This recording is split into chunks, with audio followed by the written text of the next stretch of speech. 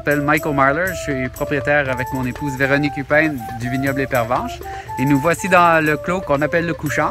Donc c'est des chardonnays qui ont maintenant 26 ans, donc sur leur 26e année de production. Puis on peut voir derrière moi qu'on les taille un peu différemment de la norme, du monde. Là.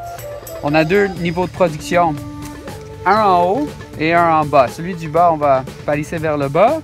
Celui vers le haut, on va le palisser vers le haut, puis ça va nous donner un beau trou d'air ici pour qu'il y ait beaucoup de circulation d'air, beaucoup d'ensoleillement, et puis il va minimiser évidemment les problématiques de maladies fongiques. Donc, comme on est en bio, ben, ça aide.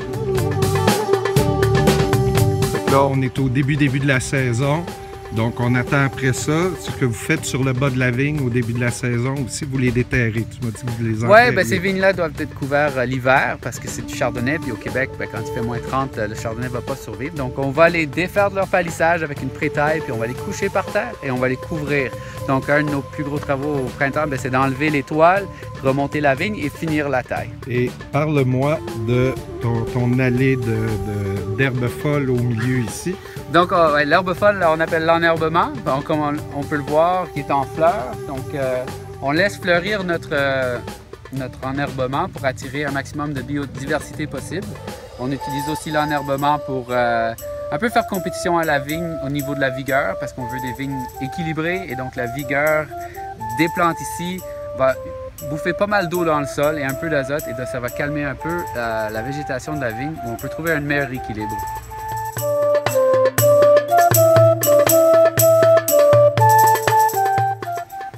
Alors là, on est dans la salle de dégustation, je pense. Oui, le petit caveau, c'est ça. Oui, et qui es-tu?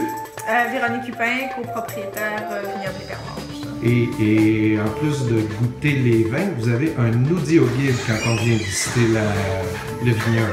Oui, c'est ça.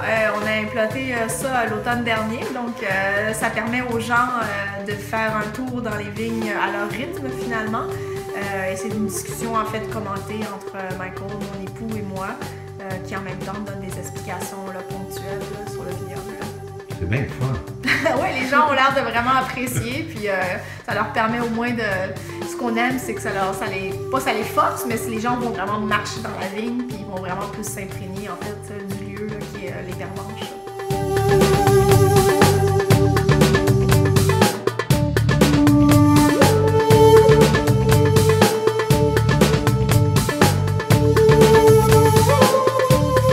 Qu'est-ce qu'on boit? Céval Chardonnay, 80% Céval, 20% de Chardonnay. Directement de la cuve. Alors là, il n'a pas été en baril. Hein? Oui, celui a été en baril et structuré pour préparer pour l'embouteillage. Ah, OK. Fait que 100% en fût, c'est des vieux fûts, donc ça ne marque pas le vin. C'est levé sur lit, pas de bâtonnage, juste des vaches. Juste là. On embouteille jeudi prochain. Allez, Stéphanie, goûte. Pardon. Commentaire à froid. Ça va être comme c'est bon. C'est vraiment délicieux. C'est que dans toutes les espèces de catégories de vins, là, vin nature, vin bio, vin sulfité, pas sulfité, tout ça, où est-ce que les vins des Pervenches se situent? Ben, les vins des Pervenches, ben, on est certifié bio dans le champ, mais ça, comme on parlait, ça veut pas dire grand-chose dans le vin quand on vinifie. Disons que tous nos vins, jusqu'à la mise en bouteille, c'est du pur jus de raisin. Ça veut dire qu'il n'y a rien été rajouté. Tu peux le nommer comme tu veux, nature, bio, comme vous voulez, mais il n'y a rien dedans. Fait que, parce qu'il peut y avoir des vins qui sont dits nature, qui ont un petit peu d'ajout ou quelque chose. Mais ça ne veut pas dire qu'à l'embouteillage, on va faire une petite décision, dépendant de l'historique du vin, à qui le vin va, donc la clientèle où elle va être présentée, et plein d'autres facteurs qu'on va pas mettre juste un petit peu de sulfite et peut-être filtrer. Fait qu'on fait des cuvées qui sont 100% du jus de raisin, et on fait aussi des autres cuvées qu'on va juste légèrement sulfiter et filtrer. Mais à part de ça, il n'y a pas d'autre chose qui va dedans, c'est sur le levure indigène, il n'y a pas de sulfites qui sont utilisés dans tout l'élevage du vin. Voilà.